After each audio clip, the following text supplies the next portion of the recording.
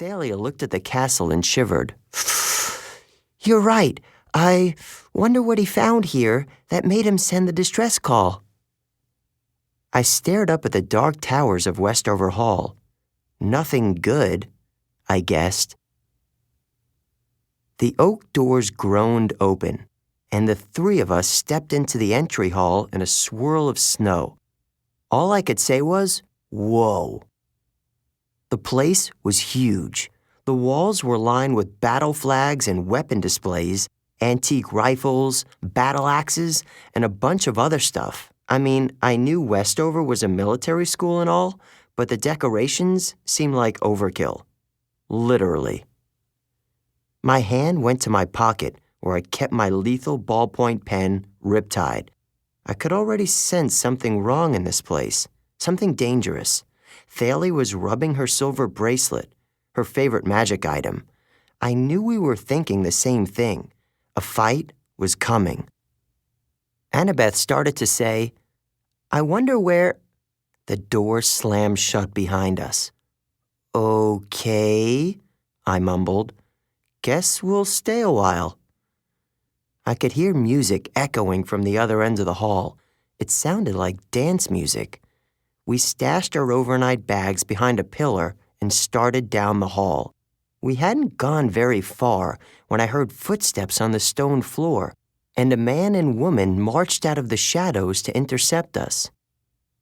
They both had short gray hair and black military-style uniforms with red trim. The woman had a wispy mustache, and the guy was clean-shaven, which seemed kind of backward to me. They both walked stiffly, like they had broomsticks taped to their spines. "Well?" the woman demanded. "What are you doing here?" I realized I hadn't planned for this. I'd been so focused on getting to Grover and finding out what was wrong, I hadn't considered that someone might question 3 kids sneaking into the school at night. We hadn't talked at all in the car about how we would get inside. I said, "Ma'am, we're just—" "Ha!" the man snapped, which made me jump.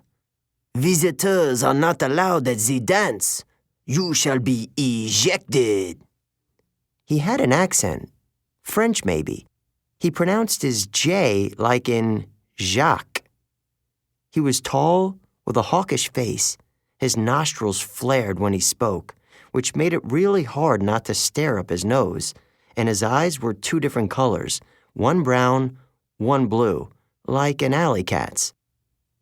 I figured he was about to toss us into the snow, but then Thalia stepped forward and did something very weird. She snapped her fingers. The sound was sharp and loud. Maybe it was just my imagination, but I felt a gust of wind ripple out from her hand across the room. It washed over all of us, making the banners rustle on the walls. "Oh, but we're not visitors, sir," Thalia said. "We go to school here. You remember? I'm Thalia, and this is Annabeth and Percy. We're in the 8th grade." The male teacher narrowed his 2 colored eyes. I didn't know what Thalia was thinking. Now we'd probably get punished for lying and thrown into the snow. But the man seemed to be hesitating.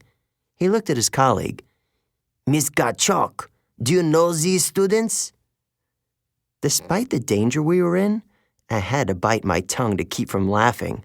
A teacher named Gottschalk? He had to be kidding. The woman blinked, like someone had just woken her up from a trance. Yes, I believe I do, sir." She frowned at us.